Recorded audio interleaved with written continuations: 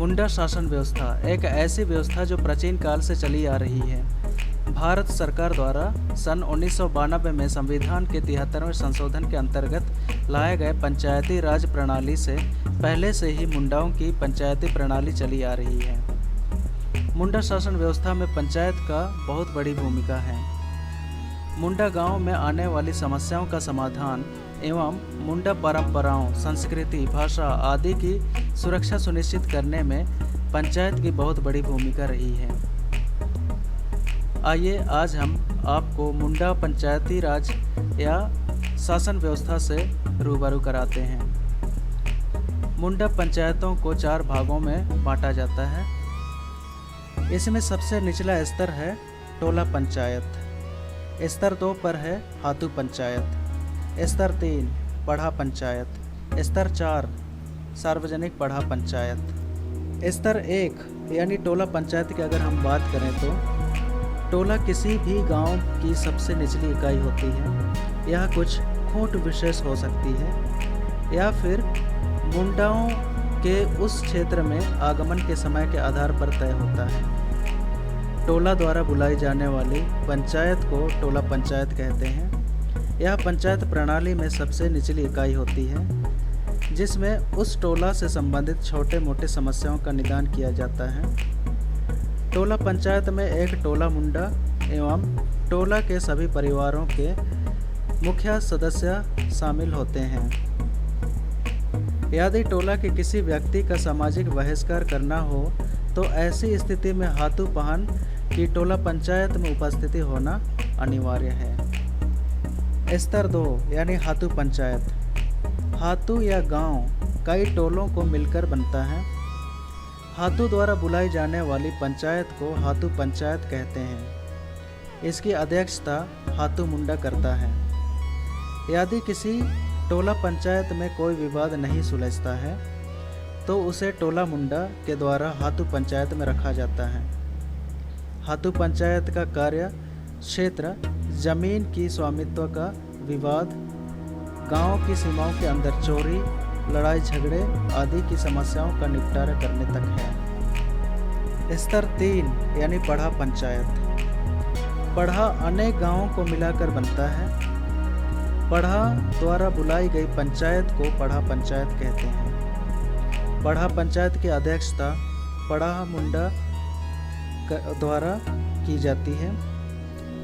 पढ़ा पंचायत की अध्यक्षता कहीं कहीं मणकी द्वारा भी किया जाता है।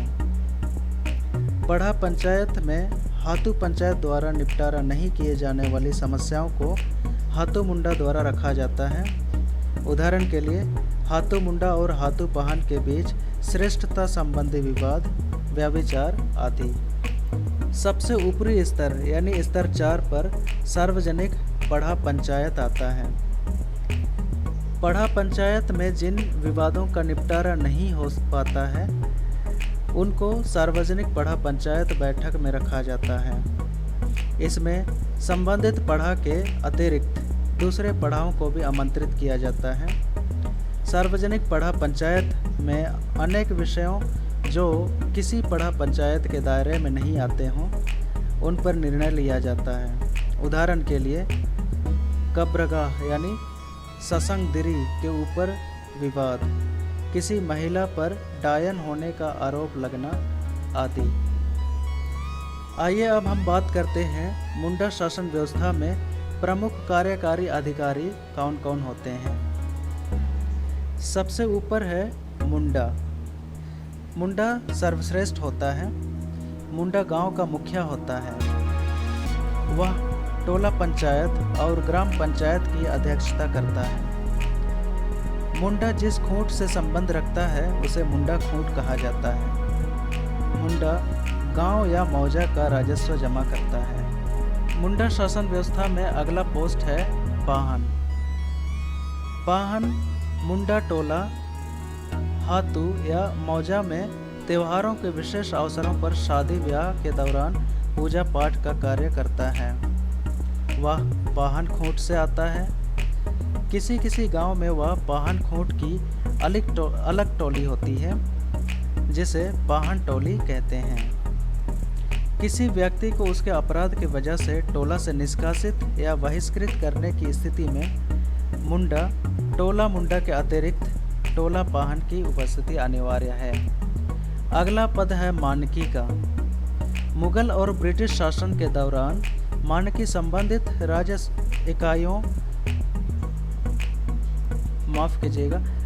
इकाइयों से राजस्व जमा कर मुगल शासक और अंग्रेजी हुकूमत को देता है। मानकी पूर्ण विकसित पंचायत प्रणाली में पढ़ा का मुखिया होता है। पढ़ा में किसी समस्या का समाधान नहीं होने की स्थिति में मानकी समस्या को पढ़ा पंचायत में ले जाता है। पंचायती व्यवस्था में सबसे ऊपर का पद पढ़ा राजा का होता है। पढ़ा कई गांवों को मिलाकर बनता है तथा इसकी एक पंचायत भी होती है जहां पढ़ा की समस्याओं को सुलझाया जाता है। पढ़ा पंचायत की अध्यक्षता पढ़ा राजा करता है। पढ़ा राजा पढ़ा पंचायत की बैठकों में जरूरत के अनुसार अनेक पढ़ाओं या गांवों को भी आमंत्रित करता है। कुंवर एवं पानी बरा।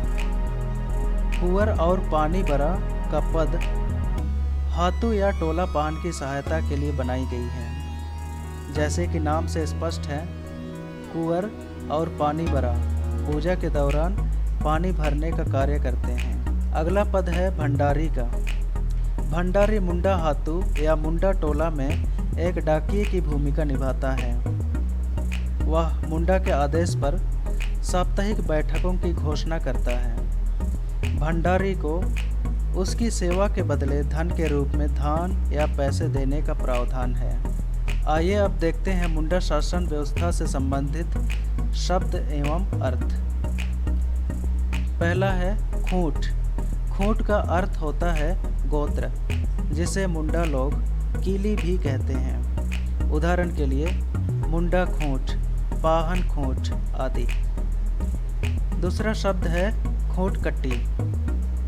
मुंडा लोग जब छोटा नागपुर क्षेत्र में आए तो उन्होंने घने जंगलों को साफ किया तथा अपने घर बनाए और खेती की। इस तरह से बनाए गए गांवों को खूंटकटी गांव कहा गया एवं खेतों को खूंटकटी खेत कहे गए।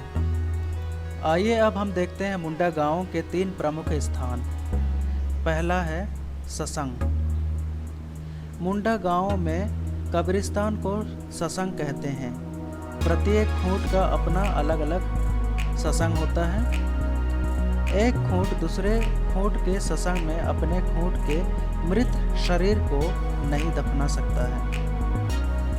दूसरा स्थान है सरना। सरना को बहुत पवित्र स्थान माना जाता है। सरना मुंडा लोगों का पूजा स्थल होता है।